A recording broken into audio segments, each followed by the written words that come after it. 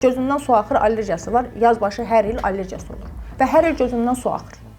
Və gəlib deyir ki, mən heç bunu müalicə edə bilmirəm. Mən necə eləm ki, bunu müalicə eləyim?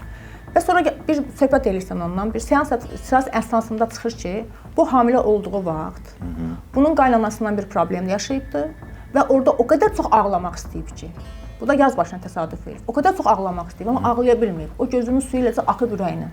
Və hər il yaz başı olanda beyin aparır onu ora, şuuraltı aparır ora.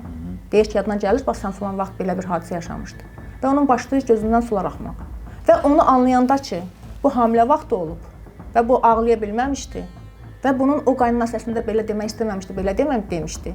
Yəni bütün bunlar çözüləndən sonra bir də baxır ki, həmin ilsə gözündən su axmır, allergiyası keçir. Bax, burada Yegan xanım, indi tamaşaçılar yazacaq ki, bu məsələn tutaq ki, bir xəstəlikdir də. Məsələn, mənim bədənimin tutaq ki, hansısa bir çiçək tozuna qarşı əks reaksiyası var. Tamam, mən qaynanama sözümü deyə bilməmişəm, içimdə qalıb, bu başqa düşdü. Amma bu tozu da bir bədənim götürmür. Bax, tozu bədənin götürmür də. Ola bilər ki, həmin o toz var, toz əsnasında, o toz sənin burnuna girəndə də sənin ağlında bir şey olub. Bir şey fikirləşmirsən. Və sənin o toz burnuna girib, o da bəhanə olub. Yəni, bu həyatın riyazi dilidir. Yəni, əgər beyin səni xəstə eləyə bilirsə, beyin səni salda da bilər də.